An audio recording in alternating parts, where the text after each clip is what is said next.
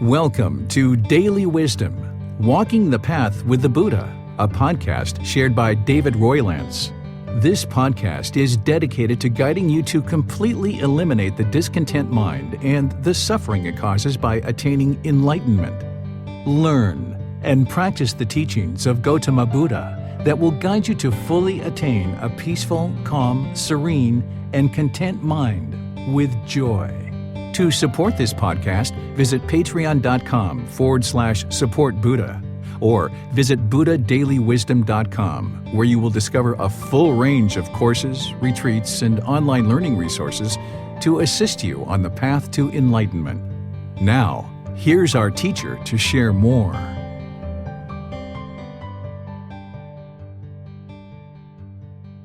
Sawadee Kap. Hello and welcome to Daily Wisdom, Walking the Path with the Buddha. Today is our Pali Canon and English study group, and we're studying the words of the Buddha in Volume 3. We're going to be studying chapters 11 through 20. If there's anyone who would like to read for our class today, you're welcome to volunteer. What we're going to be doing is reading chapters 11 through 20, and I just invite anybody who's in Zoom to be able to read those. And then after somebody reads it, I will share some teachings on that, and then I'll open up to any and all questions that you guys have, whether you're in Facebook, YouTube, or Zoom. You'll be able to ask any and all questions that you like. So is there someone in Zoom who would like to read this first chapter 11? Okay, I see Marcy's physical hand. Go ahead, Marcy. Sure. Thank you, Teacher David. And I don't mind reading unless somebody else would like to read. So whatever happens. Okay. Chapter 11. 4 sources of depletion and accumulation of the wealth. The 4 sources of depletion of the wealth. The wealth thus amassed has 4 sources of depletion. 1, womanizing. 2, drunkenness, heedlessness, gambling, unwholesome friendship, unwholesome companionship, unwholesome camaraderie. Paja, just as if there were a large reservoir with 4 inlets and 4 outlets, a man would close the inlets and open the outlets, the sufficient rain does not fall. One could predict the water in the reservoir to decrease rather than increase. Pajaha. So the wealth thus amassed has 4 sources of depletion. 1, womanizing. 2, drunkenness, heedlessness. 3, gambling. 4, unwholesome friendship, unwholesome companionship, unwholesome camaraderie. 4 sources of accumulation of the wealth. Pajaha. The wealth thus amassed has 4 sources of accumulation. 1, one avoids womanizing. 2, one avoids drunkenness, heedlessness. 3, one avoids gambling. 4, one cultivates wholesome friendships, wholesome companionships, wholesome camaraderie-ships. Pajaha, just as if there were a large reservoir with 4 inlets and 4 outlets, and a man would open the inlets and close the outlets, and sufficient rain falls, one could predict the water in the reservoir to increase rather than decrease. Pajaha. So the wealth thus amassed has 4 sources of accumulation. 1 avoids womanizing. 1 avoids drunkenness and heedlessness. 1 avoids gambling. 1 cultivates wholesome friendship, wholesome companionship, wholesome camaraderie. These are the 4 things that lead to welfare and peacefulness of the householder in this very life. Okay, thank you, Marcy. So remember what the Buddha is doing throughout all of his teachings is he's helping you awaken to the natural law of karma. He's helping you see this cause and effect between what decisions you make, either wisely or unwisely, and then they lead to either wholesome or unwholesome results. And one of the things that you're going to need in life is you're going to need an income to be able to support yourself. The Buddha is not teaching you to chase after money because that doesn't lead to happiness, but you're going to need a certain amount of income to take care of your food, water, clothing, shelter, and medical care. These are the 5 things that you're going to need in order to sustain your life. That's food, water, clothing, shelter, and medical care. So you're going to need a certain amount of money to be able to do that. So as you apply work and effort to acquiring an income, you would like to be sure that it goes towards things that are going to help you grow and develop as an individual, help you to grow your resources to be able to then provide for yourself and those around you for the things that you guys need to sustain your life. So here the Buddha is showing you the cause and effect between certain things that you could potentially be doing that is either going to deplete your income, your wealth, or accumulate your income or your wealth. And here he's talking about womanizing. And by the way, he's talking to men, so that's why he's using this womanizing. Essentially what this is going around and chasing people around and having casual sex with lots of different people. That's going to be very expensive. So that's why it would deplete your wealth. And then drunkenness or heedlessness. If you're taking any kind of substances that cause heedlessness, your mind is unattentive and unalert. So therefore, you're going to make unwise decisions that are going to lead to unwholesome results. Gambling is using your money to be able to play some game of chance that has the opportunity to win some prize. This is going to deplete your money. And then unwholesome friends, unwholesome companions, and unwholesome comrades. So if you're around unwholesome people, they're going to be into unwholesome things, and this is going to affect you based on your choice to be their friend. So if you have a friend that's calling you up to bail them out of jail, this is going to deplete your wealth. If they ask to borrow money and then they borrow it and never pay you back, or you're just hanging around unwholesome people, they're into unwholesome things, you're going to have certain expenses that you're going to need to pay for. And then conversely, you are going to see here the Buddha's talking about the accumulation of wealth by avoiding going around and having lots of sex with different people, by avoiding taking substances that cause heedlessness, and avoiding gambling, and then also cultivating wholesome friendships. This is going to lead to the accumulation of wealth, because when you have wholesome friends, they're going to be into wholesome things. They're going to have wholesome friends themselves that are different than you. And as you're growing both professionally and personally, you'll have people that will be helping you and contributing to your life. Because in order to acquire any kind of money or assets, you're going to need people around you. You're going to need people that support you and are willing to help you. You're going to need people that acknowledge that you have some type of wisdom or some type of skill or product that they would like to use. So having wholesome people around you, it'll ensure that you're not depleting your money by doing certain things that could potentially take away your money. So here the Buddha is giving you these 4 things, and these are 4 things to pay attention to, that if you're doing any of these things, of course you need to eliminate them. But remember, every time you're learning, you're not believing the teachings. If you've ever done any of these things, you can see that it's led to unwholesome results where you've depleted your wealth. Or if you've slowly stopped doing these things and you slowly started avoiding womanizing and drunkenness and gambling and started cultivating wholesome friends, you can see that your income starts to improve and starts to increase. So this is how you can independently verify his teachings, because you're learning it, reflecting on it, and then now you're going to need to practice it and eliminate any of these things if you're actually practicing any of these, so that then you can build up your wealth, because that's going to help you to be more stable and more solid in the world, where you're not having to have worry and anxiety about where your money is or where your next meal is going to come from, or living paycheck to paycheck. That's no fun. So let me know what questions you guys have here. This is a pretty straightforward chapter. You can put that into Facebook, YouTube, or Zoom, or you can raise your hand in Zoom and ask any questions that you like.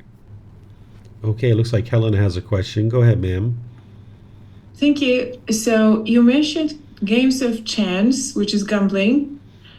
But if karma decides about every outcome in our reality, then what are games of chance based on? Games of chance are based on cause and effect still, because if you have a dice in your hand and you're shaking it to a certain degree and then you roll it, there's a certain cause and effect there. We usually look at it as good luck or bad luck, but it's actually a sequence of events. This is where you can see there's no such thing as luck. Amount of pressure you throw on the dice, or the randomization of playing cards, for example, there's a cause and effect. There's a sequence that's going on there. It's not actually good luck or bad luck, even though we usually refer to it that way. But there's no being that's giving you good luck or bad luck. There's no entity that's giving you good luck or bad luck. It's just a sequence of events that leads to you having made certain decisions that are going to either have you winning in a particular game or losing, and more frequently you're going to be losing, and that's why continuing to base your decisions in craving that I want more money, I want more money, I want more money, let me gamble, it's going to lead to the depletion of your wealth. That's the unwholesome result of your craving. Okay, thank you. You're welcome. Okay, I don't see any other questions anywhere, so I'm going to move on to this next chapter, which is chapter 12. Let's scroll here. Is there someone who would like to read this? Okay, Julie, go ahead, ma'am. 6 ways of wasting one's substance. Householder's son, and which are the 6 ways of wasting one's substance that the noble disciple does not follow? 1. Addiction to strong drink and sloth-producing drugs, substances that cause heedlessness, is one way of wasting one's substance. 2. Haunting the streets at unfitting times is one. 3. Attending fairs is one. 4. Being addicted to gambling is one. 5. Keeping unwholesome company is one. 6. Habitual idleness is one. Householder's son, there are these 6 dangers attached to addiction to strong drink and sloth-producing drugs, substances that cause heedlessness. 1. Present waste of money. 2. Increased arguments. 3. Liability to sickness. 4. Loss of good name. 5. Indecent exposure of one's person. 6. Weakening of the intellect, wisdom. Householder's son, there are these 6 dangers attached to haunting the streets at unfitting times. 1. One is defenseless and without protection. 2. And so are one's wife or life partner and children. 3. And so is one's property. 4. One is suspected of crimes. 5. False reports are pinned on one. 6. One encounters all sorts of unpleasantness. Householder's son, there are these 6 dangers attached to frequenting fairs. 1 is always thinking, where is their dancing? 2, where is their singing? 3, where are they playing music? 4, where are they reciting? 5, where is their hand clapping? 6, where are the drums? Householder's son, there are these 6 dangers attached to gambling. 1, the winner makes enemies. 2, the loser regrets his loss. 3, one wastes one's present wealth. 4, one's word is not trusted in the community. 5, one is despised by one's friends and companions. 6, one is not in demand for marriage because a gambler cannot afford to maintain a wife or life partner. Householder's son, there are these 6 dangers attached to keeping unwholesome company.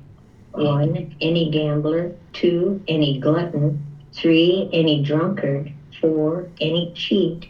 5, any trickster. 6, any bully is his friend, his companion. There are these 6 dangers attached to idleness. 1, thinking it's too cold, one does not work. 2, thinking it's too hot, one does not work. 3, thinking it's too early, one does not work. 4, thinking it's too late, one does not work. 5, thinking I'm too hungry, one does not work. 6, thinking I'm too full, one does not work. Okay, thank you, ma'am. So here the Buddha is talking about wasting one's substance. Well, one's substance is this is like your vitality, your vigor. And if you're doing any of these 6 things, then you're wasting that. You're not using it in order to progress your life forward. So he's talking about these 6 different ways that you could waste your vitality or your vigor. And then he gives you details of exactly what's going on if you do any of these things. And again, he's showing you the natural law of karma, of cause and effect, or action and result, showing you what unwise decisions lead to certain unwholesome results. And if you've done any of these things, you can independently verify what he's talking about here. That if you've ever been addicted to substances that cause heedlessness, you see that you wasted your vitality, your vigor. You weren't able to move your life forward. If you were haunting the streets at unfitting times, maybe you were coming home at 2, 3, 4, 5 a.m. in the morning, and then you were waking up at 12, 1, 2, 3 p.m. You weren't able to go outside during the daylight hours and interact with people who are into wholesome things and making decisions that are going to move your life forward. Attending fairs is one. What he's talking about here is entertainment, that if you're always looking for entertainment, then it's going to deplete your vigor or your vitality. During that time frame, it was fairs. That was pretty much the entertainment. Nowadays, you might think, if you're on Facebook or Instagram or TikTok for 3, 4, 5, 6 hours, you're wasting your vitality. Or you're just watching YouTube videos for 3, 4, 5, 6 hours, you're wasting your vitality. Where if you'd like to do those things, do them in moderation. 15, 20, 30 minutes, and then set it down and go do something else. So if you are doing this, then you're going to be always wanting what's the next thing, the next thing, the next thing. The Buddha talks about craving here, essentially, when he's talking about this entertainment affairs. Where is their dancing? Where is their singing, playing music, reciting, hand clapping in drums? This is like the mind, like longing, yearning for these things. So you might be longing, yearning, like, what is that person going to post? How many likes am I going to have? How many messages am I going to have? The mind is just longing, yearning for certain things like social media. So you can learn how to do those things in moderation. If you're gambling and addicted to gambling, you're going to waste your substance and your vitality because you're not going to be able to move your life forward. If you're keeping unwholesome company, this is like friends who are into unwholesome things. Again, we talked about that in the last discourse. And then habitual idleness is one. This is where you're complacent, you're dull, you're lethargic, you're just sitting around not really doing anything to make decisions to move your life forward. So you can see what the Buddha is talking about here with each one of these. And if you've ever done any of these things, you can confirm that, yup, he's 100% true. If you're taking substances that cause heedlessness, you waste your money. You increase your arguments. You experience sickness more. You lose your good name or your reputation. I haven't really experienced indecent exposure of one's person, but I've seen other people experience that. That's a potential, right? Or weakening of the intellect or wisdom. The mind isn't as sharp and as crisp when you're using substances that cause heedlessness. So you can go through each one of these and independently verify them yourself. But a wise individual who's interested in moving their life forward and improving more and more of what they're experiencing in the world, they would choose to no longer do any of these things and phase these things out. So if you're noticing that you're spending a lot of time on social media or indulged in entertainment, or if you're noticing that your friends are into unwholesome things, or if you're noticing that you tend to be complacent and sit around and be dull and lethargic, you would like to improve these things along with any of the others as well. So let me know if you guys have questions here.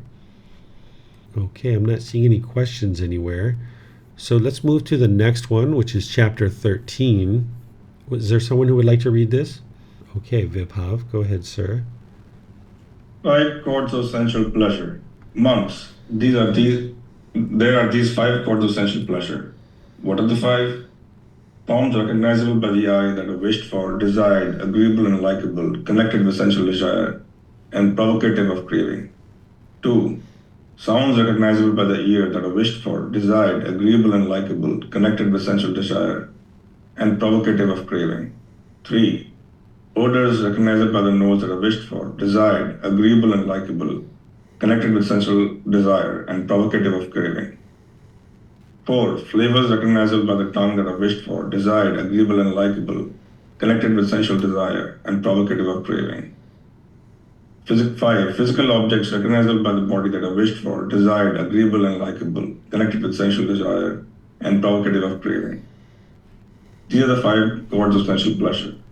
As to those ascetics and Brahmins who are tied to these 5 chords of sensual pleasure, obsessed with them and completely committed to them, and who use them without seeing the danger in them or understanding the escape from them, it may be understood of them. They have met with calamity, met with disaster. The evil one may do with them as he likes. Suppose a forest deer who was bound lay down in a heap of traps, it might be understood of him. He has met with calamity, met with disaster. The hunter can do with him as he likes, and when the hunter comes, he cannot go where he wants. As to those ascetics and Brahmins who are not tied to these 5 chords of sensual pleasure, who are not obsessed with them or completely committed to them, and who use them seeing the danger in them and understanding the escape from them, it may be understood of them. They have not met with calamity, not met with disaster. The evil one cannot do with them as he likes. Suppose the forest deer who was unbound, laid down on a heap of traps. It might be understood of him. He is not met with calamity, not met with disaster. The hunter cannot do with him as he likes. And when the hunter comes, he can go where he wants. Suppose the forest deer is wandering in the forest wilds. He walks without fear, stands without fear, sits without fear, lies down without fear. Why is that? Because he is out of the hunter's range. Excuse me. So too, quite distant from sense desires, distant from unwholesome mental states, enters and resides in the first jhana, which is with thinking and pondering, based in seclusion, filled with excitement and joy. This monk is said to have blindfolded Mara, to have become invisible to the evil one by depriving Mara's eyes of its opportunity.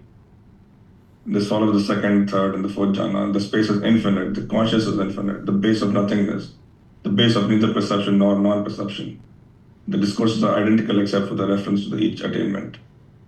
Again, by completely surmounting the base of neither perception nor non-perception, a monk enters upon and resides in the elimination of perception and feeling, and his taints are destroyed by his seeding with wisdom. This monk is said to have blindfolded Mara, to have become invisible to the evil one by depriving Mara's eye of its opportunity, and to have crossed beyond attachment to the world. He walks without fear, stands without fear, sits without fear, lies down without fear. Why is that? Because he is out of the evil one's range. Okay, thank you, Vibhav. So here the Buddha is talking about the 5 chords of central pleasure.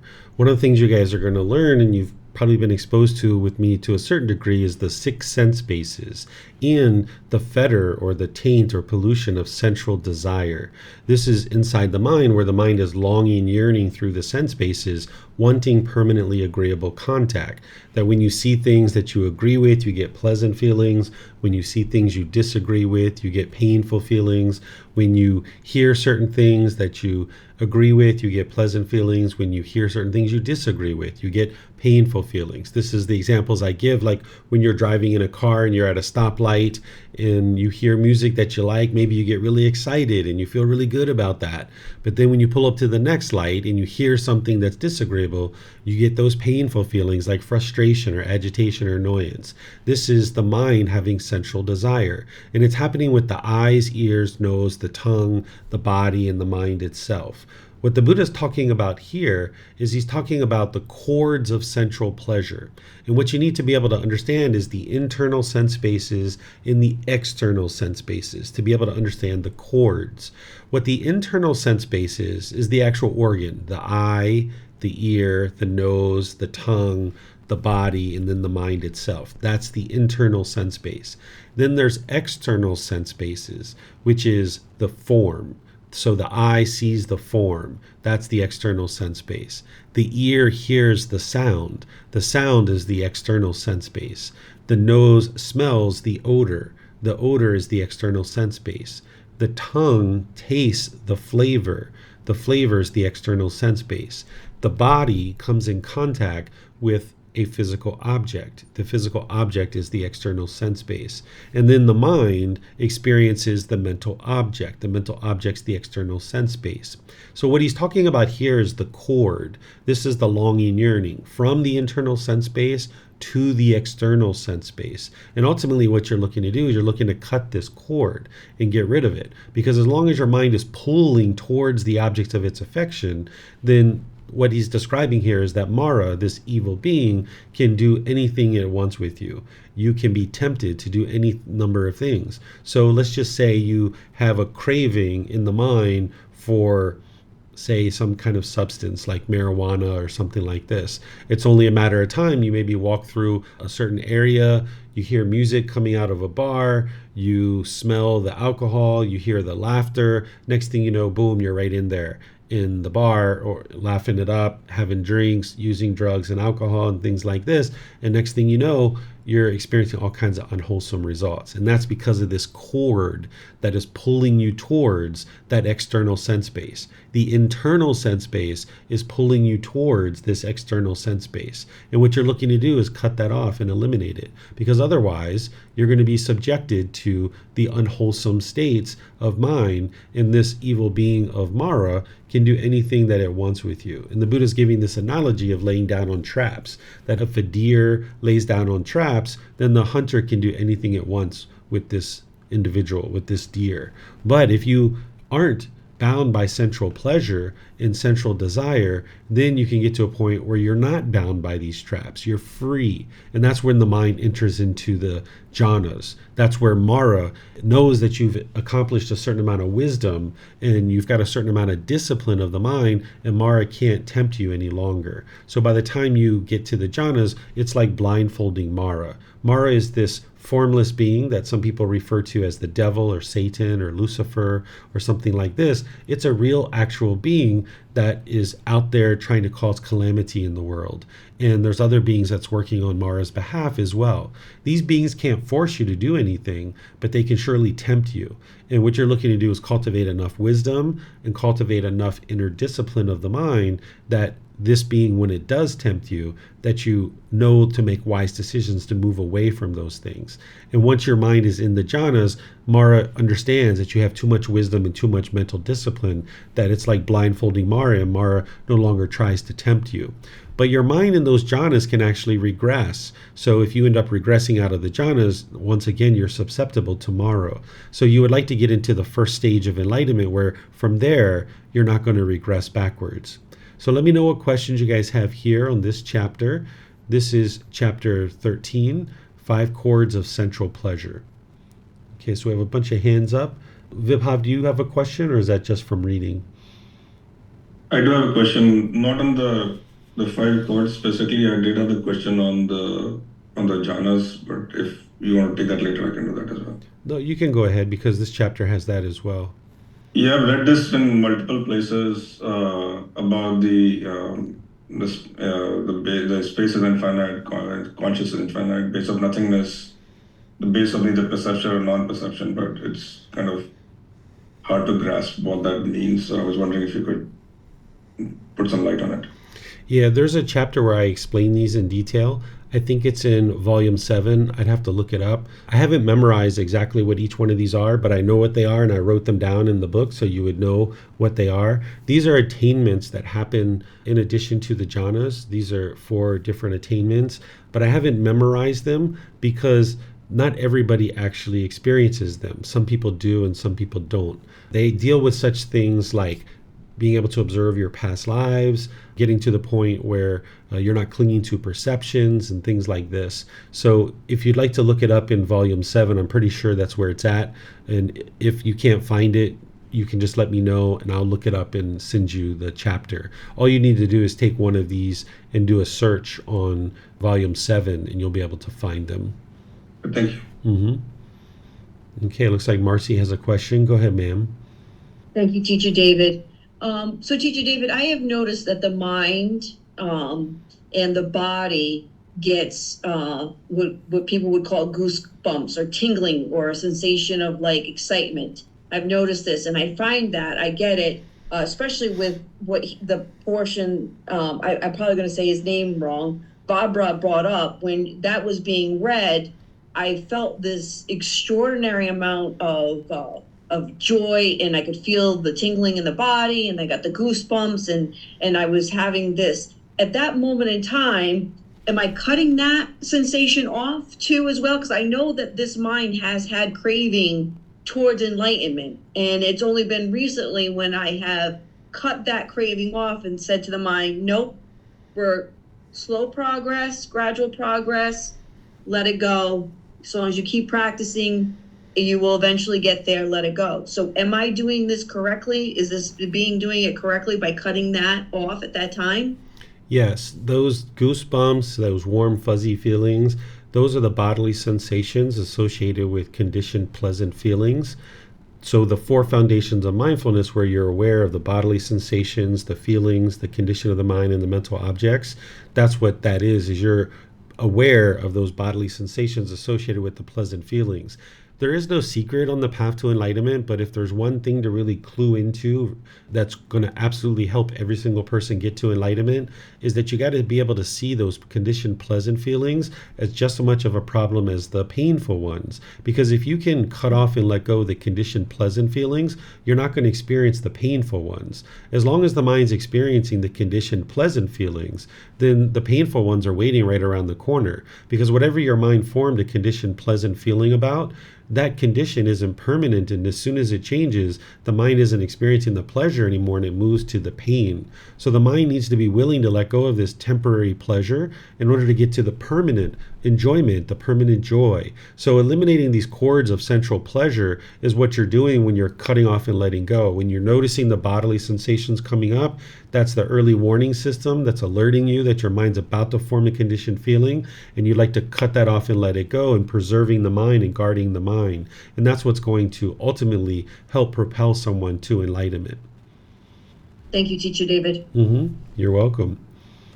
Okay, looks like Yusuf has a question. Go ahead, sir. Yeah, my question is about the last chapter where you were talking about wasting one's time. I don't have any relationship whatsoever with the social media because it's affecting my mind. So, like now, I have plenty of time because I'm also on a holiday, and I am putting that time, all of it, on like watching movies and TV shows because they have less effect on my mind. But you said one should maybe put like 13 minutes or 1 hour in doing those things and then do wiser things in his day. But what are these wiser things? Like my question might be, with your wisdom now, if you were my age, what will you do in your day? Like how will you spend your time? Sure. So what you would like to do is do these things in moderation, right? So there's no harm in watching a TV program or a movie. There's no harm in looking at YouTube videos or getting on social media and all these kinds of things, but you would like to do it in moderation for whatever amount of time is moderation for you, because at different times in your life, since you're a student, different times of month or weeks, you've got a lot heavier workload and you don't have the time to do these other things. So now might be the time that you're doing some of these other things and you need to give the mind a break. But with all the different things that you're involved in, you would like to be cultivating wisdom. I think you're in your early 20s. You would like to be cultivating wisdom continuously, because that's what's going to lead to improvement in your life, is having more and more wisdom. So whether that's reading books, watching documentaries, whether it's building wholesome relationships with people in the community, whether it's volunteering your time to do some type of work and build some kind of skill, whether it's getting an internship where you're actually working and making a small amount of money, but you're gaining good skills and you're getting mentors that are helping you to grow and develop. That's what it is that you would like to be doing at this age, is building up your wisdom so that later on in life, more and more people will be interested to pay you for the things that you've acquired in terms of your wisdom. Is it appropriate to ask a couple of questions related to this topic, or that would be like taking your time off? You can ask questions. If they're really personal, it's probably better to talk on a personal discussion. No, they are not. So I will ask two questions. You said to cultivate wisdom in my days, but what wisdom are you talking about? Maybe when reading books, is it like a general wisdom about life, or like about Buddhism, or like the spiritual path that I'm trying to cultivate? And the second question is, because I have left social media and I have nothing to do, like I put all my day on watching movies. Like I'm watching now a TV show and I watch like 15 or 10 episodes a day. I have nothing else to do. I am not putting my mind on anything else. So will that be moderation or what? Okay, so let's do one question at a time. Can you share the first question? Okay. About the wisdom that I should cultivate, is it only about like my spiritual path, or like a general wisdom by reading books and attending courses or some things like this? Okay, so you would always like to be cultivating wisdom about the path to enlightenment. That's something that you would like to always be doing throughout your days and weeks and months. And sometimes you're going to do that, more involved, and sometimes you're going to step back from that. You always should prioritize that, because without cultivating your mind and training your mind, nothing else in life is going to go well for you. So you should always prioritize the cultivation of wisdom about the path to enlightenment.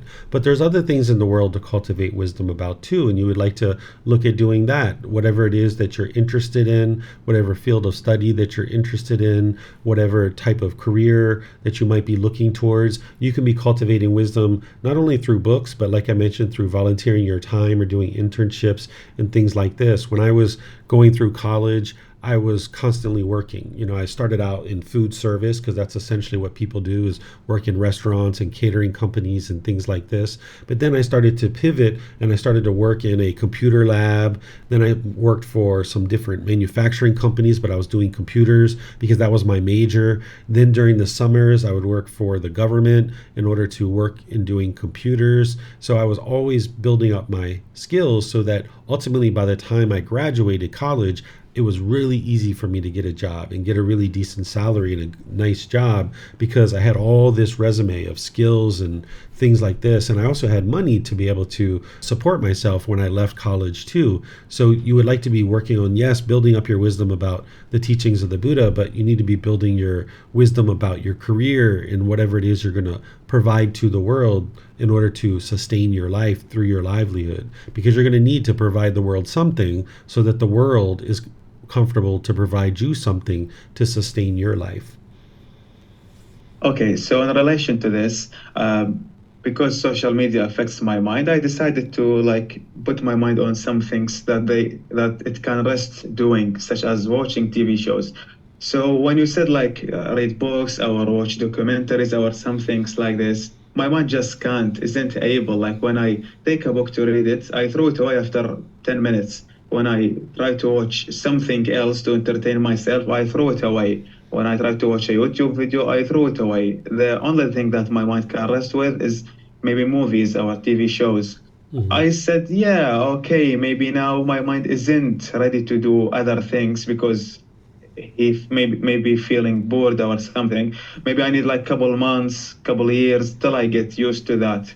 What is your advice? Should I keep going only watching movies and TV shows because this is the only thing I can do? Or I keep putting my mind in the situation where he doesn't want to be in, even though that it is very hard to do that.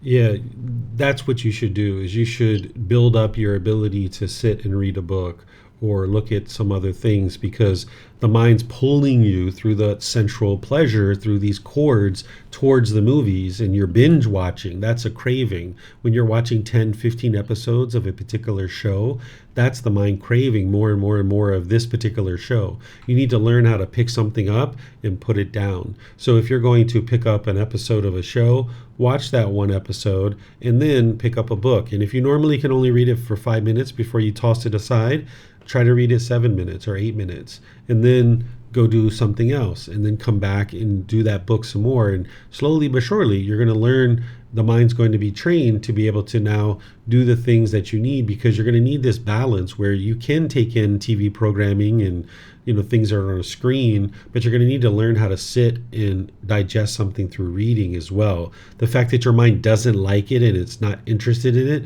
is actually all the more reason why it would be wise to kind of coax your mind into being comfortable with doing that kind of thing. Okay, thank you. I have one more question that I was thinking about, and I actually wanted your advice about it. Of course, I think you are familiar with animes and mangas because you live in Thailand and it's popular there.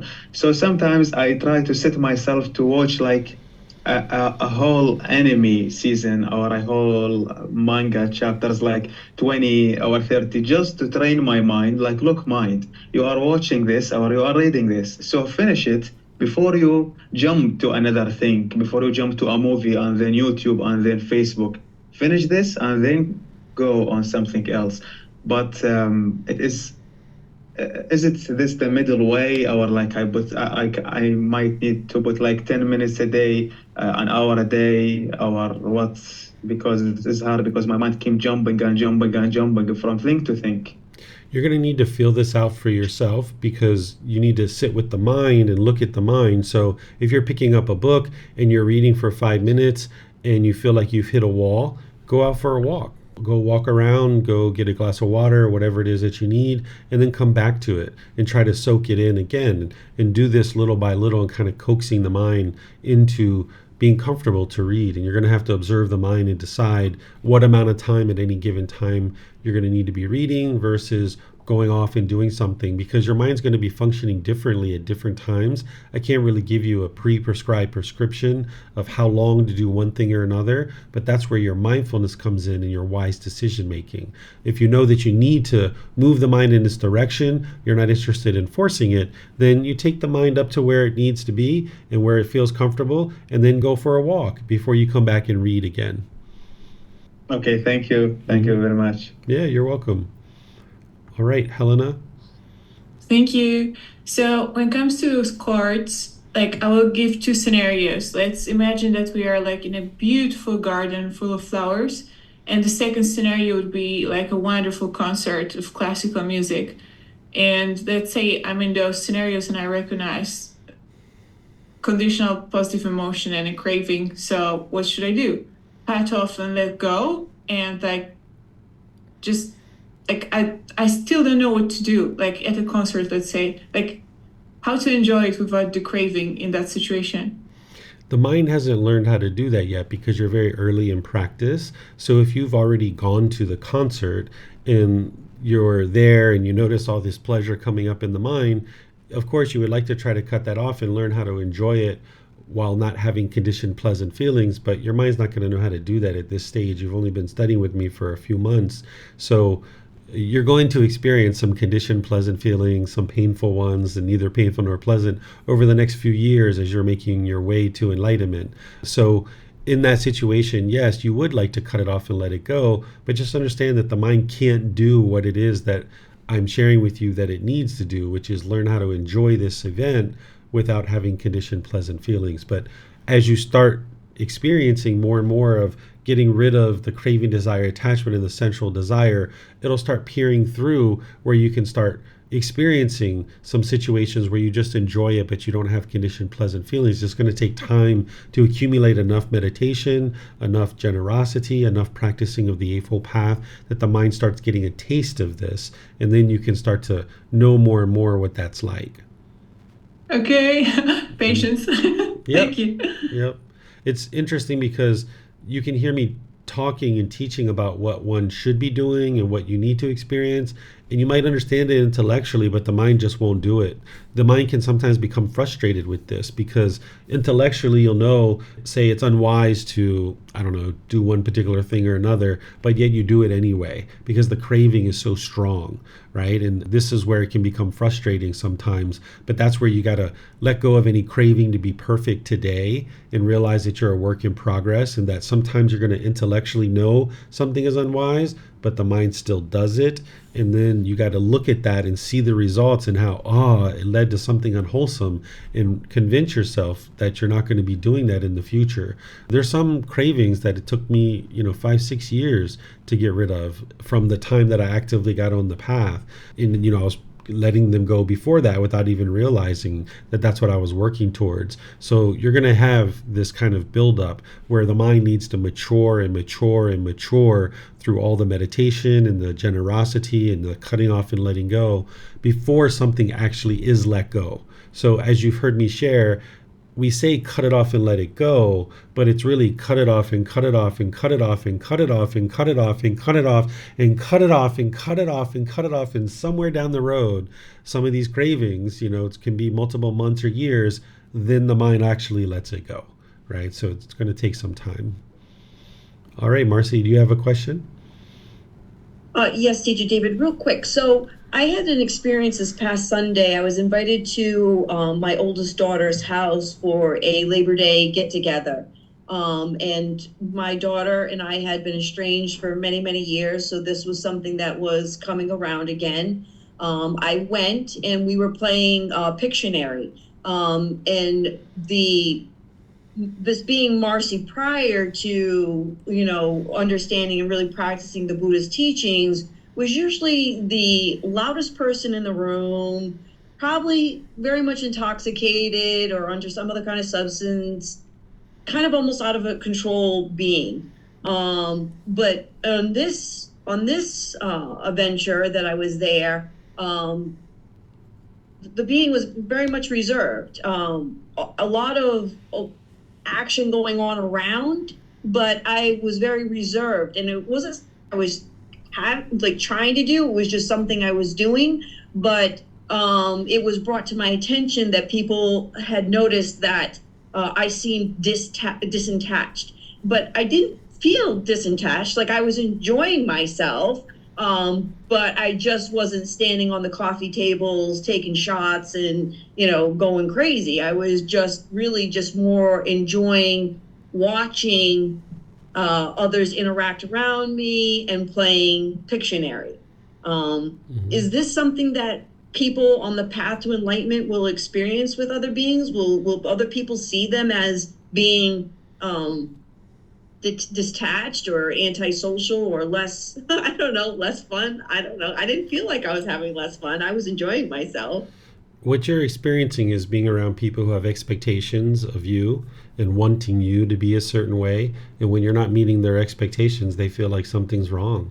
So you got to get rid of any kind of expectations that you might put on yourself of wanting to meet other people's expectations, and realize that, hey, that's just their expectation, and you're just going to do whatever you're going to do, and you're going to enjoy yourself. If other people look at you and judge you as one way or another, so be it. That's going to help you to let go of any personal existence view and let go of any craving to please other people. So if other people say that, okay, whatever, it's up to them. You just enjoy yourself and do what you know to be wise and what you know to be best. And what you'll probably notice is you'll start spending time in different groups of people that are doing more and more wholesome things. And if people are doing unwholesome things around, you're going to be disinterested in that. And for them, they might feel like their happiness is based on having Marcy involved in what we're doing. And if Marcy's not involved in what we're doing, we're not happy. So they're just attached to you in that situation. And you'll just have to recognize it for what it is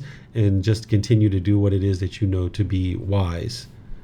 Thank you, Teacher David. Mm-hmm. Okay. So now we'll move on to the next one, which is chapter 14. Is there someone who would like to read this one?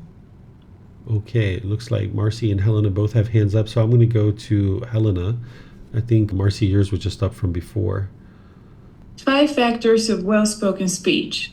Monks, possessing 5 factors, speech is well-spoken, not badly spoken. It is blameless and beyond reproach, disapproval by the wise. What 5? It is spoken at the proper time. What is said is true. It is spoken gently.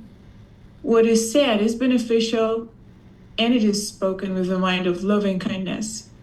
Possessing these 5 factors, speech is well spoken, not badly spoken. It is blameless and beyond reproach, disapproval by the wise. Okay, so thank you, Helena. This is the 5 factors of well-spoken speech that I teach you guys in all the foundational programs about speaking at the proper time, what you say is true, spoken gently, beneficial, with a mind of loving kindness. I go through this in a lot of detail in all the foundational programs. Let me know what questions you guys have here so that I can help you if you have any questions. Remember, what you're going to need to do is memorize this. You're going to need to know this very clear. You should be able to close your eyes and know exactly what this is in order. You're going to need to know that it's the proper time, true, gentle, beneficial, with a mind of loving kindness, because you're going to need to be practicing this. And you're not going to be able to consult your book all the time to be able to handle any particular conversation. So one of the things that I used to do is I used to review this in the morning before I would go outside, because I knew I'd be involved in certain conversations. And then maybe at lunchtime or that evening, I would review it again and reflect back on the conversations that I had, whether they went well or they didn't go well. And I would look to see what can I continue to do to ensure that I'm making wise decisions around my speech. Or if conversations didn't go well, I would identify the individual factors that I wasn't practicing, so the next day I could dial that in closer and closer. And one of the things that I might notice is, just let's say I wasn't speaking at the proper time. Maybe I was interrupting people. Maybe my mind wasn't prepared to speak. Maybe I was angry or frustrated or agitated. Or maybe the person I was speaking to, maybe their mind wasn't prepared to talk. Maybe they were angry or frustrated. So if I noticed that that was a problem, the next day I would be in situations where I'm talking, and I would just be sure that I'd focus on proper time, proper time, proper time, proper time. Or if I noticed that I wasn't speaking the truth, although that wasn't the case, I was speaking the truth pretty early on. But if I wasn't speaking gently, right, my tone, my tempo, my word choice, maybe that wasn't exactly where it needed to be, and I need to dial that in. And if I noticed that that wasn't going well, I might spend the next week or 2 or 3 just focused on speaking gently, and that's it. Or beneficially. This is where you look at making sure you're clear and concise and precise. And after you get proper time, the truth, the gentle, started narrowing that in, maybe you start practicing speaking beneficially and clear and concise. And then speaking with a mind of loving kindness. The opposite of this would be inner hate, where you're being hateful or vindictive. You would like to speak with this active goodwill, this genuine interest in seeing all beings be well.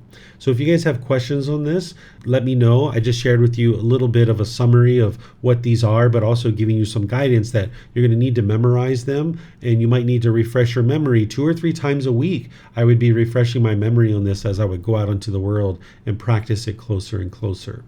So it looks like Vibhav has a question. Go ahead, sir. Thank you. She had a question. This was actually asked in one of your classes, and I'm just kind of reflecting on that. So one gentleman had asked, if you don't know the truth, should you go and or how do you know that what you're saying is true or not in some context, right? So one example could be that, this is what just my example is, could be other examples as well, is that you believe that you have your parents that are actually your real parents, like they're born from them. But it could be the case that they are, like they were actually adopted and never told you about it. But you're always saying that this is my mother and my father, believing that they're the real mother and father, the one who actually gave you birth. And in that case, are you actually speaking the truth because you're unaware of the truth at that point, and you're never told that you were actually adopted? And so, how far do you go to like find the truth? I mean, are you going to look at your birth certificate and everything to understand whether you're actually born from some parents? And then there could be multiple examples like this where you're unaware of the truth, but you say something believing it's a truth. Yeah, there's ways to do what the Buddha describes as preserving the truth. Preserving the truth means that you might preface or end something that you're saying with a certain preface. So you might say, based on my experience, da da da da da da da, or my opinion is da da da da da da, or based on what I know about this situation, da da da da da da da da, right? So that's not saying speaking in absolutes. Whereas if you speak in absolutes, then it's more likely that you could potentially be sharing something that's untrue. So you would like to preserve the truth. You're going to see this in the teaching from the Buddha where he talks about this, and you'll be able to learn how to do this and practice this more readily, because that way when somebody comes and talks to you and says, hey, you didn't say the right thing here, if you're preserving the truth, then you're not speaking in absolutes. Because of the universal truth of impermanence, you know that there aren't really these absolutes in a lot of situations. So this is where you might say, well, typically the way that I approach that, something like that, or the way that I see that most often done, right? Or the way that I prefer to do that particular thing in most situations. This is a way to not speak in absolutes. Thank you. You're welcome. Okay, looks like Marcy, you have a question. Go ahead, ma'am. Thank you, Teacher David.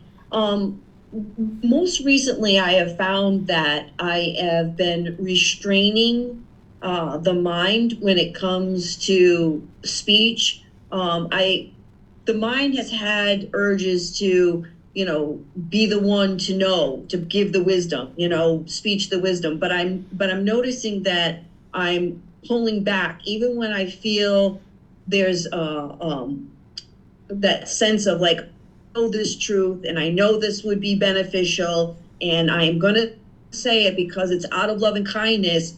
But this person doesn't seem like they're ready or open to hear it. So then I do like this internal restraint, and I don't know if this is good or bad, but it's almost like I have an internal conversation in my head, and I just keep saying, it's not the proper time. It's not the proper time. You need to let go of this craving. You need to let go of this craving. And then at the end of the conversation, I haven't heard what this other person really is saying anymore, if I kind of almost tuned them out. Yeah, this is normal that you go through that period of time. This is where the mind's like thinking and pondering.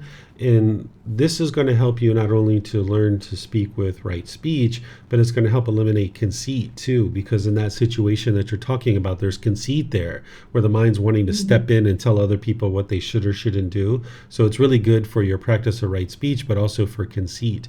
And you're going to see here in the next chapter where the Buddha talks about the way that he speaks when something is going to be disagreeable and unwelcome to others, that he knows the proper time to say this. So you're going to see it in the next chapter.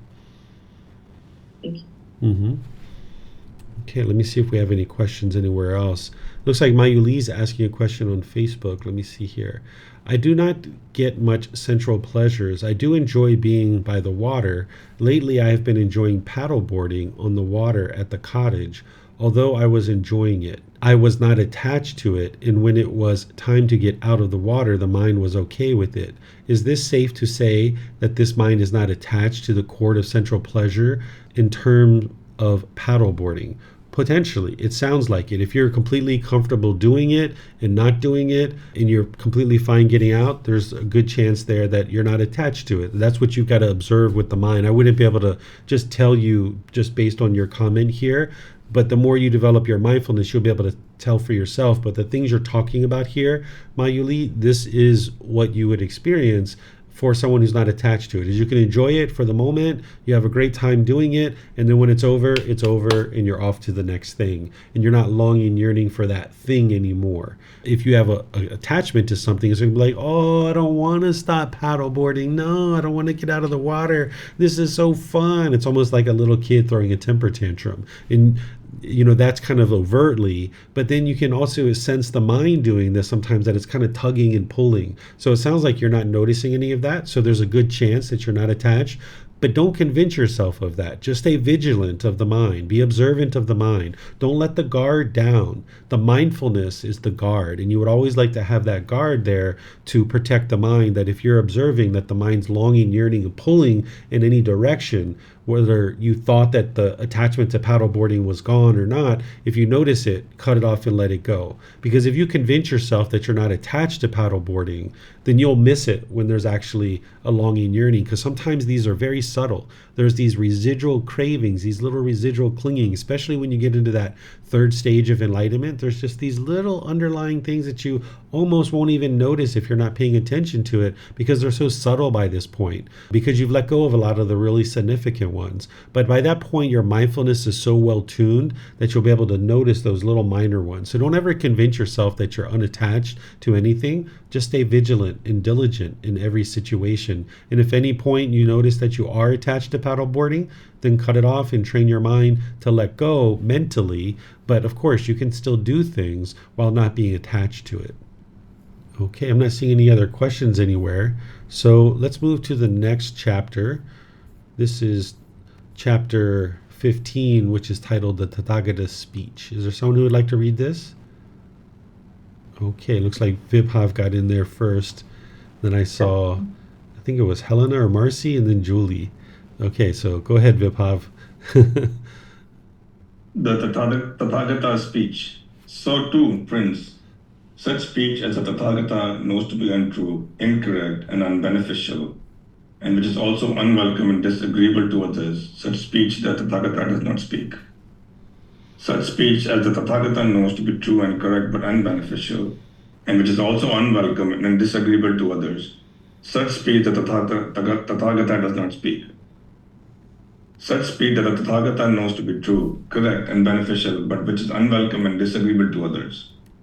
The Tathagata knows the time to use such speech. Such speech as the Tathagata knows to be untrue, incorrect, and unbeneficial, but which is unwelcome and agreeable to others. Such speech that the Tathagata does not speak. Such speech as the Tathagata knows to be true and correct, but unbeneficial, and which is welcome and agreeable to others. Such speech that the Tathagata does not speak. Such speech as the Tathagata knows to be true, correct, and beneficial, and which is welcome and agreeable to others. The Tathagata knows the time to use such speech. Why is that? Because the Tathagata has compassion for all beings. Okay, thank you, Vibhav. So the Tathagata is the Buddha. The word Tathagata means the one who discovers the truth, or one who shares the truth, one who discerns the truth. That's what the word Tathagata means. He very rarely used the Buddha to refer to himself as a Buddha. He tended to use this particular phrase or this pronoun of the Tathagata. This is also a way to refer to himself in the third person, to realize non-self. Of course, by the time he was teaching, he had already attained enlightenment, but oftentimes these things stick around, even though he could have said I, and sometimes he does, but oftentimes he's using the Tathagata. And he's saying that he has compassion here for all beings. What compassion is the concern for the misfortune of others. When you're speaking to others and you know that they're not on the path, and even if you know people are on the path, it's wise to have compassion for them, that even though you're not causing other people to become discontent, their mind is causing it themselves. They don't necessarily realize that, right? Because they're not on the path. And while you could say and speak right speech and meet all 5 factors of well-spoken speech, and somebody could still get angry, somebody could still get upset, you would like to speak in such a way that it really minimizes the potential for them to get upset. And always realizing that if they do become angry or upset, their mind is causing it themselves. But again, they don't necessarily know that. But you would like to be able to speak more and more in a way that people aren't experiencing that when they're around you. So you can get to the point where 99.99999% of the time, people are just completely calm and peaceful around you, even unenlightened beings, because you're speaking in a way that doesn't trigger any of their particular cravings. And the Buddha is teaching you that with right speech in the Eightfold Path, with the 5 factors of well-spoken speech that we just talked about, but then also here as well. This is another layer of right speech. What he's talking about here is to know when to speak and when not to speak. So here, this first one, he's saying if something's untrue, incorrect, and unbeneficial, but it's unwelcomed and disagreeable to others, then he doesn't speak that, right? And the reason why is because it doesn't meet the basic criteria of the 5 factors of well-spoken speech, because it's untrue, it's incorrect, and it's unbeneficial. So even if it's unwelcomed and disagreeable, but also if it's welcomed and agreeable, he still doesn't speak that, because it's untrue, incorrect, and unbeneficial. Then he says, okay, if something's true and correct, but it's unbeneficial, once again, it's not meeting the basic criteria, the 5 factors of well-spoken speech, and then it's unwelcomed and disagreeable, he says, I don't speak that either, right? And the same thing, even if it's meeting the basic criteria of true and correct, but it's not meeting the criteria of beneficial, but it's welcomed and agreeable, he still doesn't speak that, because it's not meeting that beneficial criteria of the 5 factors of well-spoken speech. But here on the third one, he says it's true, correct, and beneficial. Okay, so what he has to say, it's meeting the basic criteria of the 5 factors of well-spoken speech. But what he has to say is going to be unwelcomed and disagreeable to others. Okay, so in this situation, he has to know the proper time to say that. It's okay to say this particular thing, but you really got to know the proper time of the other person's mind. Is their mind in such a place that it's wise for you to share this particular thing at that time? And then the same thing is true here, where he says if something's true, correct, and beneficial, and it's welcomed and agreeable, you also need to know the proper time to say that too. Because let's just say you have something to say to somebody and you know that this is going to potentially arise some conceit in their mind. It might not be the proper time to say that, even though it's true, correct, and beneficial. But if it's welcomed and agreeable, maybe it's going to rise some conceit in their mind. Of course, they're the ones who are responsible for that, but you're not interested in being around a bunch of ego, so perhaps you decide to share that at another time when it's better to share it. So this is a deeper level of understanding speaking at the proper time, is even when it's meeting some of those basic criteria of the 5 factors of well-spoken speech, you really got to pay attention to, is this thing going to be welcomed and agreeable to others, or is it going to be welcomed and disagreeable to others? It's almost like when you're learning how to speak in the way that the Buddha's teaching, you need to put your thoughts into like this quarantine area. It's like you have a thought that comes up in the mind and you kind of put it in this little box before you actually say it, and you actually look at it and you say, is it the proper time? Is it true? Is it gentle? Is it beneficial? Is it with the mind of loving kindness? Is it going to be welcomed and agreeable to them, or is it going to be unwelcomed and disagreeable. And now when you look at all of that, now you make your decision of whether you're going to say that or not. And when you're first starting to work this way and you're starting to train the mind, you really got to slow it down and take your conversation somewhat slow. And initially, as you're doing this, it can be quite slow, but this is going to help you over time because you're going to be cultivating more and more wisdom, and you'll get better and better at understanding how to do this. But initially, you kind of have to put your thoughts into this quarantined area, and you're kind of looking at them and to decide whether it's meeting the criteria of what you would like to look at for the 5 factors of well-spoken speech, and then is it going to be welcomed and agreeable or unwelcomed and disagreeable? So let me know what questions you guys have here on this particular chapter, the Tathagata's speech, chapter 15. Okay, I'm not seeing any questions anywhere. So let's move to the next chapter, which is chapter 16. Is there someone who would like to read this one? Okay, go ahead, Marcy. I saw Julie earlier. Maybe you're not interested in reading again, Julia? Yeah, you will? Okay, I see your mouth moving. I'll just take you guys. I saw Julia before when Vibhav raised his hand. We'll come to you next, Marcy. Okay, 4 qualities of a wholesome person. Monks, one who possesses 4 qualities can be understood to be a wholesome person. What for? Here, monks, a wholesome person does not disclose the faults of others, even when asked about them, how much less than when not asked. But when he is asked about them, then, led on by questions, he speaks about the faults of others with gaps and omissions, not fully or in detail. It can be understood this individual is a wholesome person. Again, a wholesome person discloses the virtues of others, even when not asked about them, how much more than when asked.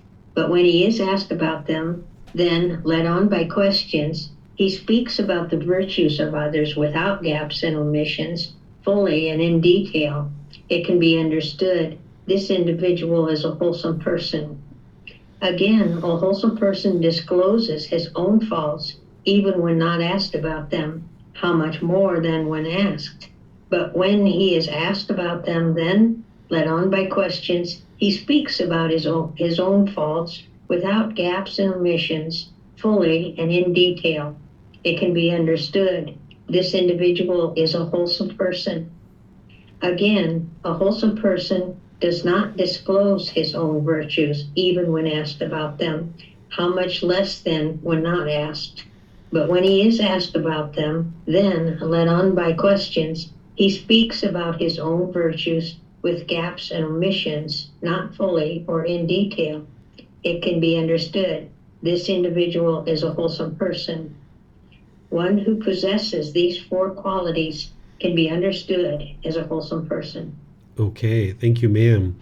So the Buddha here is once again going in and talking about speech and how to determine that you are a wholesome person and doing things that are wise. The first part is focused on like gossip and slander, and the next part is talking about your own conceit within your own mind. He's not actually calling that out, but you can understand the underlying thing that he's trying to teach you here. This first one, he's saying, okay, what a wholesome person's going to do is they're not going to disclose the faults of others, even when asked about them, how much less than when asked. But when he is asked about them, then led on by questions. Perhaps you have a boss, right? Or somebody who's asking you for feedback of a coworker. They might be asking you questions about this person and you need to speak about them. You're not interested in degrading them or disparaging them. You'd like to preface what it is that you're about to say in a professional way. You might say, well, Susie is really great at these things. Da, da, da, da, da, da. She really applies herself here. She does this, she does that. I really admire these qualities about her. Right? The things that if I was her that I would be interested in hearing and working on are these things, right? And you give some of those things in a very loving and kind way. And this is going to be favorable for you because if you're talking to your boss in this professional manner, rather than degrading or disparaging someone, it's going to be very helpful for you in your reputation and your ability to be successful personally and professionally. And then the Buddha here is talking about disclosing the virtues of others, that if someone is doing wholesome things, that you would be willing to share those in a way that is not having a filter, that you'd be more than willing to uplift people in the world, right? There's a lot of people out in the world that are knocking people down. You're not interested in being one of those people. You're not interested in going into a room, it's this dark room, and you see someone holding a candle and you put out their candle. Because now maybe your mind might think like, oh, my candle will shine brighter if I put out somebody else's candle. That's not the way it works. If we have two candles in the room, it's going to make the room brighter. So let's not put out other people's candle. Let's encourage them. Let's support them. Let's share things that are good and helpful and vibrant and uplifting. That's the way that you would like to conduct yourself. But you just got to be careful of that, because if you do a lot of that, someone's ego can come in, and you'd like to be aware of that. But the Buddha's talking here about a wholesome person is going to be willing to talk positively about others. Then when it comes to yourself, the Buddha is saying, okay, that you would be willing to disclose your faults, meaning that you're aware of the things that you need to work on. You're aware of the things you need to improve. Like sometimes when students are learning with me, when they first start out, they're telling me all these wonderful things about what's going on in their life, but that doesn't actually help them, because what you need to do is you need to be willing to share what are your challenges, what are your difficulties, because by sharing those things that you're struggling with, that's what's going to help you to be able to experience improvement, because you're gaining wisdom that you need in order to develop and grow and move forward and evolve as a better and better human being. So when it comes to your own faults, you would be willing to talk about those and explain those so that then you can get the help that you need. And then in terms of talking about your virtues, the Buddha is saying that a wholesome person wouldn't just go on and on and on and on and on and talking about themselves, because doing so would mean that there's conceit in the mind, and you're not interested in that. Now, if somebody asks you, like maybe you're at a job interview or something like this, you're going to need to talk about certain qualities that you have, certain credentials that you have. You're going to need to be able to talk about those in a way that's not boastful. So you're going to need to learn how to do that, because maybe the mind doesn't know how to do that right now, because maybe what you're used to is speaking through conceit. But you need to be able to find this middle way where you can speak intelligently about your skills and qualifications and your abilities without being boastful and arrogant and prideful. So let me know what questions you guys have here by putting that into Facebook, YouTube, or Zoom, or raising your hand in Zoom and ask any questions that you like. So it looks like Marcy has a question. Go ahead, ma'am. So Teacher David, the first part of this where he speaks about, gaps and omissions when you're asked about the faults of another person. This seems to be difficult for my mind. I find that when I am asked by my, the higher ups in my, I'm no longer there, but about other employees, I would just say, I don't feel, this is not something that I feel comfortable talking about, because it wasn't something I felt comfortable talking about. Is that like an avoidance? Am I having an avoidance to that? Or am I choosing wisely because the mind isn't trained enough to be able to speak about another person's faults with gaps and omissions? Because my mind goes right to what the truth is. What exactly is the truth? This is exactly what happened, A, B, C, D. This is how it is. Yeah, anytime the mind is uncomfortable, there's some craving, desire, attachment that's producing that. So you're going to need to put the mind in situations that it is uncomfortable in, so that you can train it to cultivate the wisdom of how to accomplish that particular thing or do that particular thing while being comfortable. So pay attention to that. At that time, maybe you didn't have the wisdom that you needed in order to talk in a way that you did feel comfortable, but now you're learning more, you're practicing differently, and each day as you grow and you develop, you can put your mind in these kinds of situations. So if you're in a future situation, because I'm sure you will be, then you're going to need to arise some wisdom of how to do that. And now you might stumble your way through it, you might trip over your feet, but do the best that you can do, and then each time just get better and better with that, because by the time you get to enlightenment, there won't be anything that you're uncomfortable about. You'd be able to do anything and everything. You're going to choose wisely to do certain things and not do other things, but if you found yourself in those situations, you could be perfectly comfortable. Okay. And just a second part to the question here, Teacher David, the last part about, have gaps and omissions about my own virtues. I find that this mind, when, like at this last party, when it was kind of like cornered in a sense where people were, pointing out things that I was not doing. I could feel, or I could see the body was getting a rise saying, but this isn't my perception of things now. When I was really, I know now, very boastful about the virtues that I had acquired. Would it be more beneficial for the mind when in these situations to just be silent, just thank the people for their opinions and just let it go and not try to have any kind of conversation? Would that be a part of like well-spoken speech, right? Proper time? Yeah, what I would do in those situations is I would just either remain quiet or I would just leave, honestly. Because what this is this is people that are putting their expectations on you and wanting you to be a certain way. In no situation like what you just described would I say thank you to them, because what they're doing is their ego is coming up and they're trying to give you this unsolicited guidance and they're putting their expectations on you. And if you say thank you in that situation, that's just going to continue.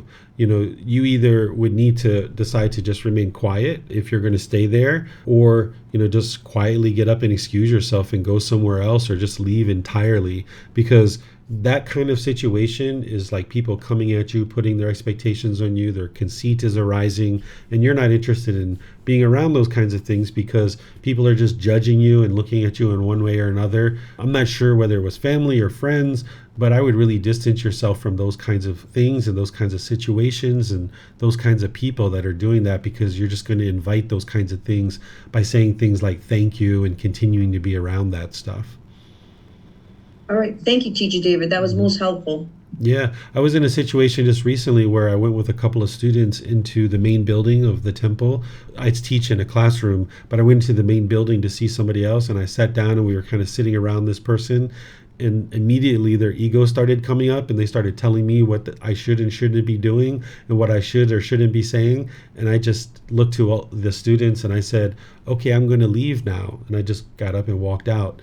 And that's the best thing that you can do to continue to exist in that situation. Just doesn't produce any beneficial results at all. Makes sense. Makes sense. Yep. Okay. So let me see. It looks like Vibhav, you have a question? Yes. So my question was around work situations where you have to kind of provide feedback for other people who you work with.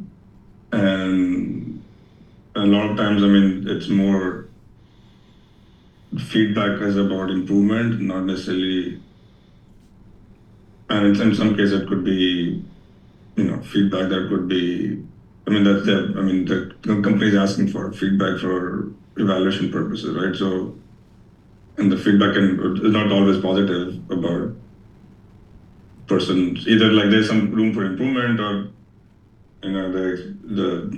the job, something is not being, could have been done better. And so how do you give feedback about a person without showing some fault? I'm not saying that they're a bad person or anything like that, but how do you give feedback in a way that actually shows that they have room for improvement and they could have done something better without showing, those faults, I guess is the question.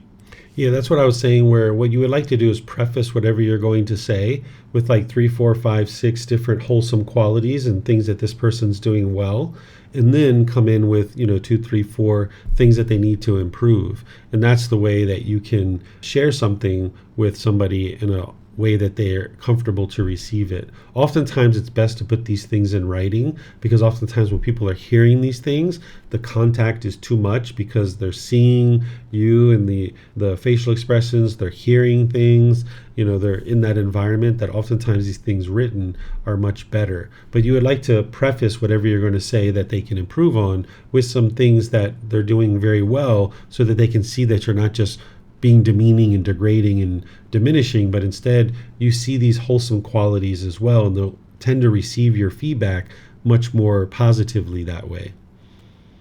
Okay, so when in the first part says, when he speaks about the faults of others with gaps in omissions, not fully or in detail, is basically putting some high-level themes in there, saying this is how it could have been better. and not going a lot into detail. That's what he means there? Yeah, because like if you're working with an employee, let's just say they have 12 different things that they're doing that are problematic. You're not going to be able to address all 12 of those things and get them to change and improve all 12 things in one review cycle. Some companies do 6 months or a year review cycle. You're not going to be able to get them to work on all 12. So pick like 3-4 big ones that are really impacting them the most and put those in there, and then save the other ones for a future time. Thank you. You're welcome. Okay, let me see. I don't see any questions anywhere else. So this next chapter is essentially exactly the same things that we just talked about, but it's the reverse. It's the 4 qualities of an unwholesome person. So the Buddha is taking those same things and then just flipping it around. So I don't know that we need to read this or talk about it. So I'm just going to move to the next one. Now we're at chapter 18. Is there someone who would like to read this one? It's titled, Do Not Go by Oral Tradition. Okay, go ahead, Marcy. Thank you, Teacher David. Do not go by oral tradition. Come, kalamas. Do not go only by oral tradition, by lineage of teaching, by hearsay, by a collection of scriptures, by logical reasoning, by presumed reasoning, by reason deep thinking, by the acceptance of a view after pondering it, by the seeming competence of a speaker, or because you think this person is our teacher. But when ka lamas, you know for yourselves, these things are unwholesome, these things are blameworthy, responsible for wrongdoing. These things are denounced by the wise. These things, if accepted and undertaken, lead to harm and discontentedness, then you should abandon them. What do you think, kalamas? When craving, greed arises in a person, is it for his welfare or for his harm? For his harm, venerable sir.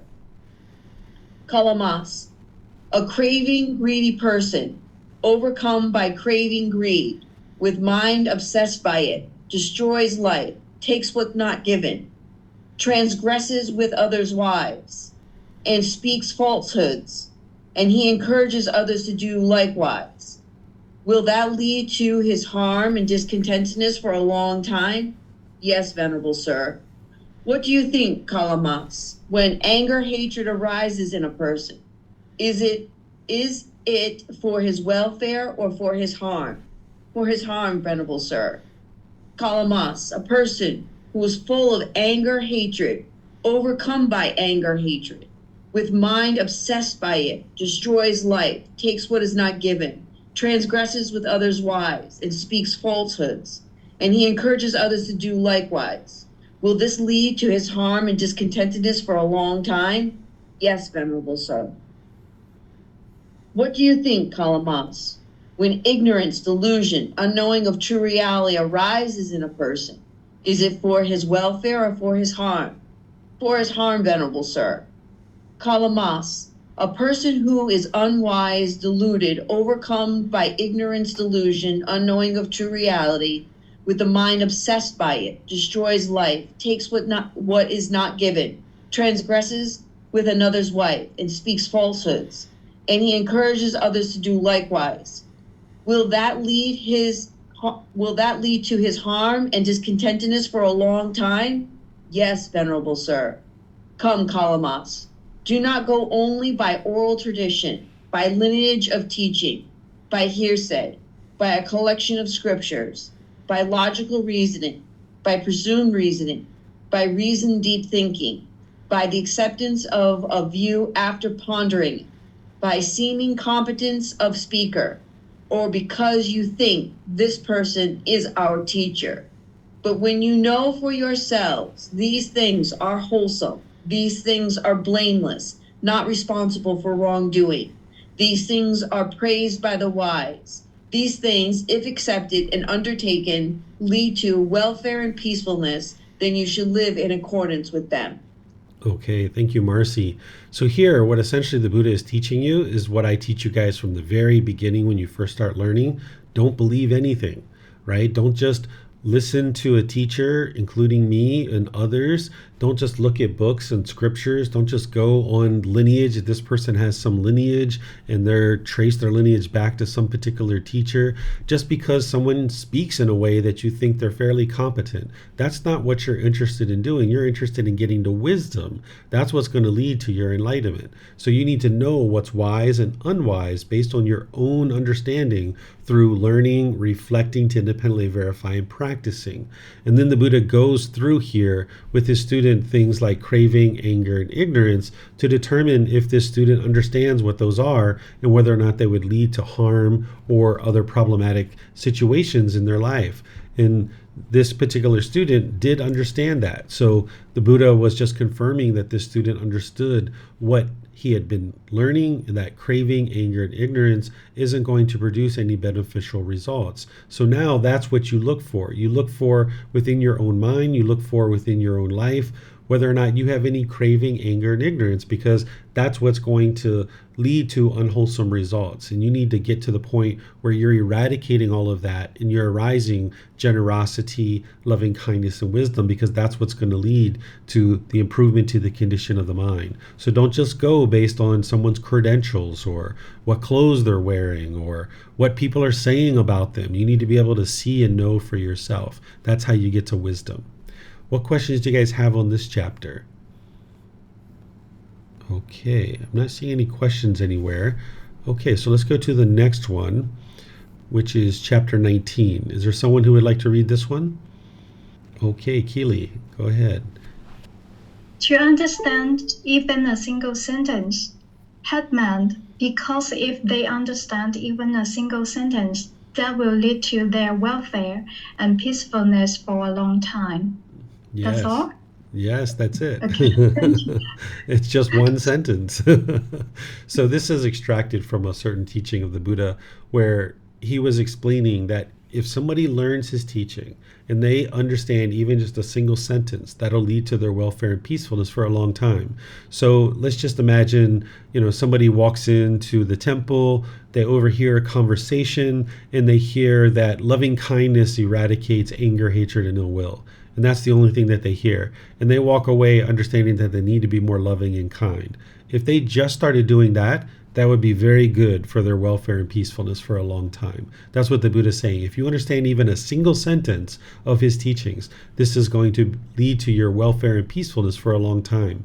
Well, if you guys are studying in this program and you've been studying regularly, then you probably understand more than a single sentence of the teachings of the Buddha. So that means your welfare and your peacefulness is just going to gradually increase. So the Buddha is explaining how impactful these teachings are if you're understanding how to approach them, you're understanding the natural laws of existence. Every time you're hearing the sentence of the teachings of the Buddha and you're starting to understand them and start to reflect on them and practice them, this is going to improve your welfare and peacefulness. As you're learning these teachings, things only get better. They don't get worse. You're not going to experience things getting worse in your life. You'll go through certain challenges and struggles and difficulties as you're implementing these teachings in your life. But as you do that, things are only going to get better. They're not going to get worse. So let me know what questions you guys have here. This is probably one of the shortest ones in the entire book series. Okay, I'm not seeing any questions anywhere. So now we'll go to the last one, which is chapter 20. So someone who would like to read this? Okay, I see Julie's physical hand. Just so happen to see that. Oh, there's Keely again. Why don't we let Keely read since she got a short one last time? Go ahead. Okay, thank you, David. Develop meditation that is like the earth, water, fire, wind, and space. Rahula developed meditation that is like the earth. But when you develop the meditation that is like the earth, arising agreeable and disagreeable contacts will not invade the mind and remain. Just as people throw clean things and dirty things, excrement, urine, saliva, pus, and blood on the earth, and the earth is not horrified, humiliated, and disgusted because of that, so too, Rahula developed meditation that is like the earth.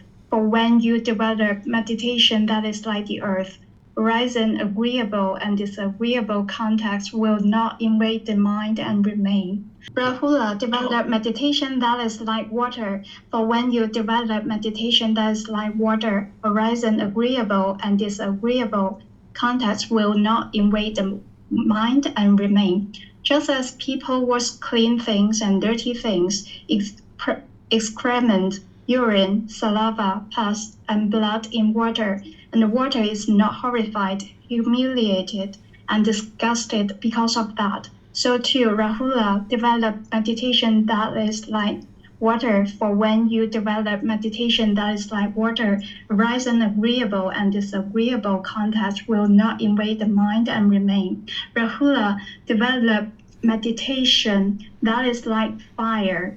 For when you develop meditation that is like fire, horizon, agreeable and disagreeable contacts will not invade the mind and remain.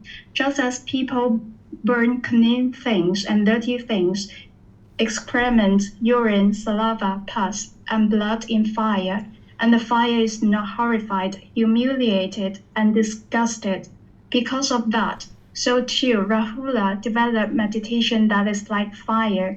For when you develop meditation that is like fire, agreeable and disagreeable contacts will not invade the mind and remain. Rahula, develop meditation that is like wind. For when you develop meditation that is like wind, horizon, agreeable and disagreeable contacts will not invade the mind and remain.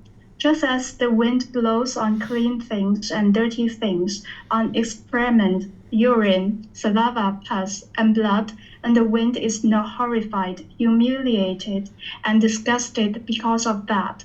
So too, the Rahula developed the meditation that is like wind.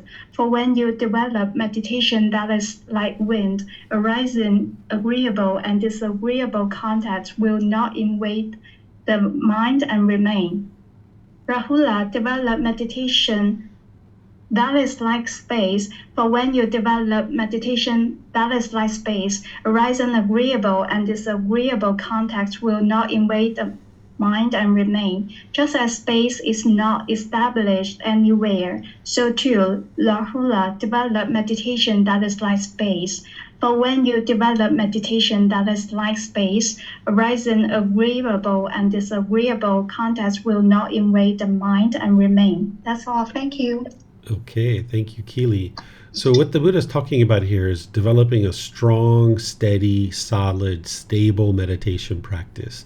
That no matter what's going on during your meditation, you're not affected by this. Like if you're meditating in your room and you hear a baby crying next door, be unaffected by it. It's just impermanent.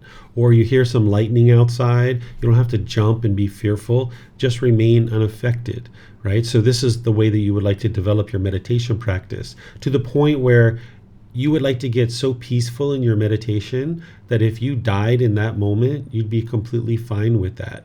You're not aspiring to die, you're not wanting to die, but just get so peaceful where you're not holding on to this world that if you literally died in that moment of meditation, you'd be completely fine. There's nothing that you're going back to the world for because you've let go of all these things in the world. The mind is mentally let go. You're still going to have possessions. You're going to still have things that you need in the world, but your mind is no longer grasping or clinging or holding on to anything.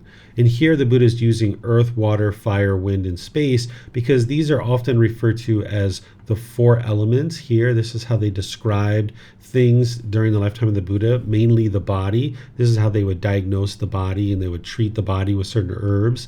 And then what space is sometimes people call this a fifth element because the four here are referred to as the four elements. And then sometimes people call this space the fifth element, but it's really the absence of the others. So like in the body, you have the earth element, which is all the solids of the body. This is like your fingernails. This is like your hair, the bones, things like this, the solids, your teeth, things like this. That's the earth element. And then there's the water element. This is all the fluids of the body. This is like the blood, the urine, the pus, the mucus, the saliva, the tears, things like that. The fire, This is the digestion of the body. This is typically associated with digestion because it's the heat of the body. That's what the fire is. And digestion is in need of this heat. And oftentimes when there is digestion, it produces heat in the body. Wind is the movement in the body. So like the blood is the water element, but as it moves through the vein, that's the wind element that helps that to move through the vein. Or like the feces in your colon, the feces itself is the earth element, although it has some water and fire as well. It's using this wind element to move through the actual organ. So the body is described in these four elements, and every aspect of the world has some amount of earth, water, fire, and wind. So for example, this desk that I'm sitting at, it has a lot of earth, right? Because it's made out of wood. It's got a little bit of water too, right? There's a little bit of water element in there. There's a little bit of moisture. There's very little fire and there's very little wind, but there is some air in there as well. The movement, right? What this space element is, the space element is the individual spaces. So like inside your nose, the nasal cavity, inside there's just space where there isn't any earth, there isn't any water, there isn't any fire, there isn't any wind, it's just space. And then the same thing inside the intestine. There's going to be certain space in there. The same thing in like the urethra. There's going to be some space in there. So this is how the body's described. And the Buddha is saying, hey, develop your meditation where it's nice and solid and steady and it's unaffected, just like the earth, water, fire, wind, and space. So let me know if you guys have any questions here on this particular chapter. Okay, looks like Marcy has a question. Go ahead, ma'am. So Teacher David, during my meditation, I have moments where it's a sense of arisen, like joy, like there's a full, like a complete content feeling. Is that one of those things I need to cut off? Am I nurturing that? I'm having, difficulty discerning of whether or not this is something that needs to be cut off, or should I just be sitting with it? If you're experiencing a feeling based on a condition, you would like to cut that off and let it go. If you're unsure that it is based on a condition, attempt to cut it off and let it go. And if it's conditioned, you'll be able to cut it off and let it go if your mind is fairly trained. But if it's an unconditioned thing like joy, like unconditioned joy or unconditioned happiness, and you tried to cut it off, you wouldn't actually be able to cut it off because it's unconditioned. There's no condition that's creating it. And yes, that's the kind of thing that you would like to nurture and continue to allow to permeate in the mind. Okay. So if I have this content feeling and I try to cut it off, or I experience this contentness and I try to cut it off, but it remains, then it's something I should sit with. It's not something you're interested in holding on to, but you can just notice that the mind is content. But don't cling to it, because right now you still have pollution in the mind. So if you cling to it, then when it's gone, then you'll be discontent that it's gone. So it's just kind of like, I see you over there, contentedness, sitting there minding your own business. Okay, I see you. Interesting. Okay, that mind is pretty content. Okay, that's nice. So you just kind of notice it, but you don't cling to it because you know that at this point it's going to go away. And oftentimes the way that these mental qualities start to be experienced in the mind is it's not like a conditioned feeling. A conditioned feeling, it's going to arise, it's going to change, and it's going to fade away. There's going to be bodily sensations, then it's going to become a feeling, then it's going to affect the condition of the mind, then it's going to feed these mental objects, and it's going to ultimately fade away.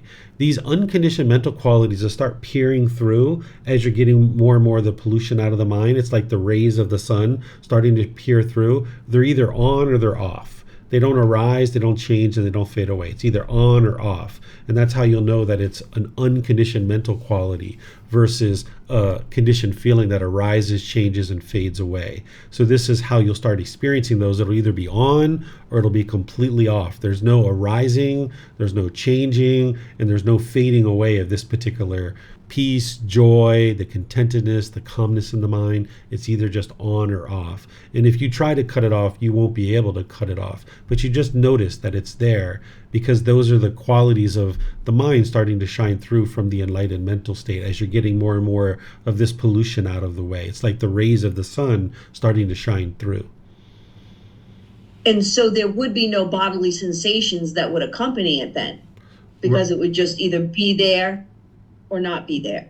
Right. But early in practice, oftentimes somebody can be missing the bodily sensations because their mind hasn't been developed enough to have mindfulness. So they might be missing the bodily sensations and it becomes a feeling. So they're going to notice that that feeling arises, changes, and fades away. But if you've been practicing for a while and you have been able to see feelings arise, change, and fade away, but now you're starting to experience something different where it's just either on or off, that's the enlightened quality starting to shine through. All right. Thank you, Teacher David. This is what I refer to as the light bulb flickering. And you're going to experience this for a long time before the mind actually gets enlightened. You could experience this for 2 or 3 years before the mind is actually enlightened. Okay, so Vibhav, go ahead, sir. Thank you. I just had actually a question on Rahula. I know he's Buddha's son, so I just was wondering, do we have more information on what happened to him? I know that he got to enlightenment, but that's all I know, is that he got to enlightenment. I was surprised that we didn't see anything where he kind of like assumed the role of what the Buddha was doing. I haven't seen anything like that, but all I know is that he ultimately got to enlightenment, and that's all that I know about his life. But there's probably other things out there. But there was some text, but I'm not sure how true it is that he maybe died young or something, but I'm not sure. There was another text I saw that he died very young. Yeah, it could have happened. The Buddha living until the age of 80. I know that there were multiple students of his that were dying long before him, because, nowadays, if somebody lived to 80, we'd be like, wow, that person lived a good long life. If you can imagine 2,500 years ago, before medical technology, people's average lifespan was probably 30, 40 years old, I would imagine. That was probably what people lived to. So for the Buddha to live to age 80, that was pretty significant. So what we might consider to be a young death at age 30 or 40, that might have been like the average age of death during that time frame, where the Buddha just happened to live very long, and he saw the death of multiple people, I'm sure, because he lived for so long. Okay, Keely, you have a question? Yes, David. I want to ask, when we do the sitting or lying meditation, can we keep our eyes open just like walking meditation? Because the purpose of meditation is to train our mind to cut off things in our life. Are there any benefits to keep our eyes closed when we do the meditation? Yeah, when you close your eyes, it helps you to go inward and look inward better. Whereas if you have your eyes open, it's one more sense base that you're taking in contact. And you'd like to kind of shut that down so you can look inward and really develop the mind. We have meditation like walking meditation where you keep your eyes open. There's the meditation to eliminate sexual cravings where you leave your eyes open. But in other situations, it's best if you close the eyes so that you can go inward and develop that introspection that you're going to need in order to develop your mind. Because you're going to need that introspection at other times in your life as well, where, if something happens at work, you're going to need to be able to look inward and be able to uncover what's going on in the mind to be able to address any particular situation that you're having. Okay. Thank you. Got it. You're welcome. Mayuli has a question here on Facebook. She says, this is not related to this chapter. I hope it is okay to ask. I was invited to the neighbor's place for dinner at the cottage. I was offered wine alcohol. I told them I do not drink alcohol and said water would be fine. Later on that night, I was offered alcohol again, and this time they asked me to try a little bit.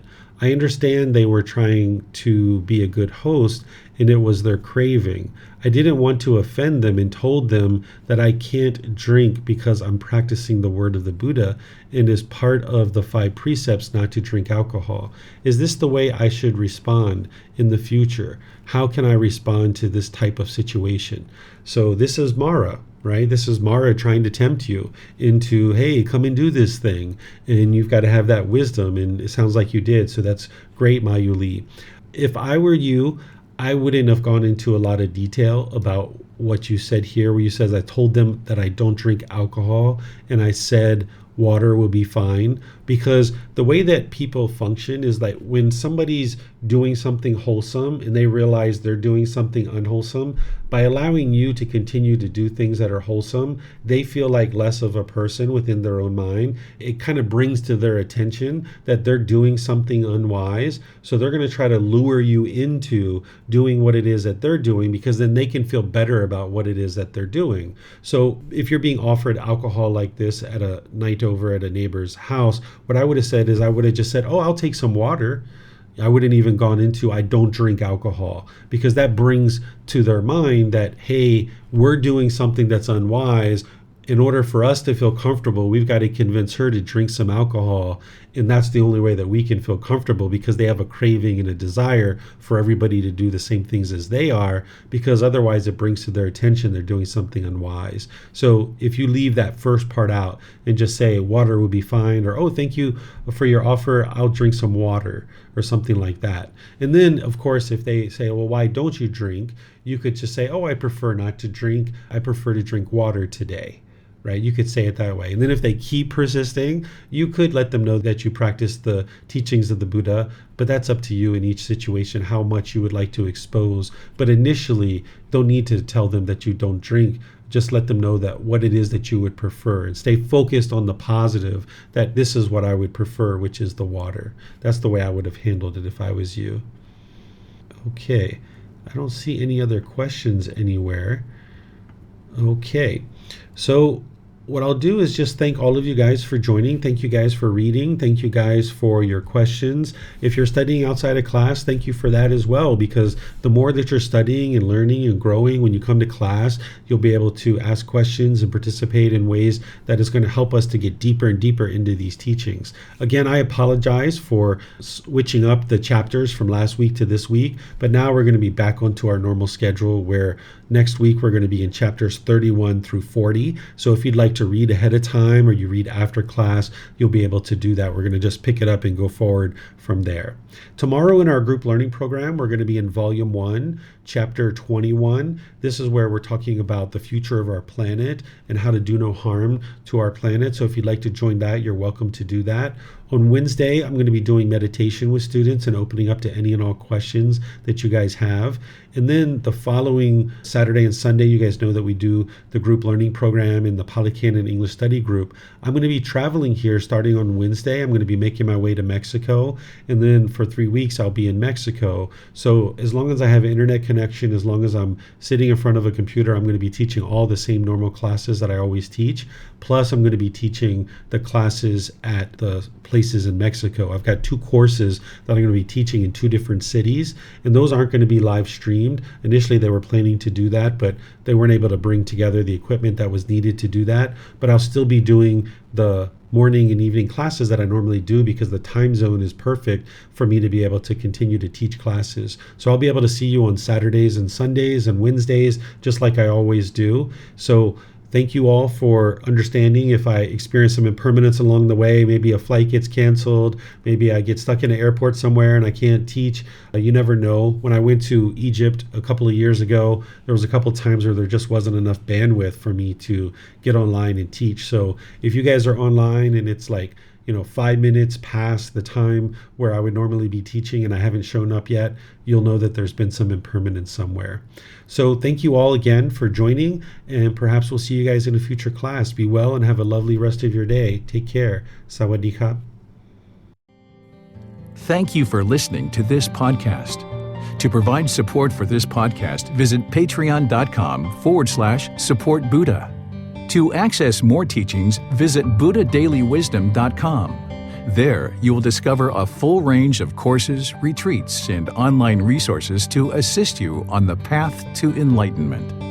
Remember to establish a daily, consistent meditation practice, along with learning and practicing these teachings. A well-developed meditation practice is the foundation in which to train the mind to attain enlightenment.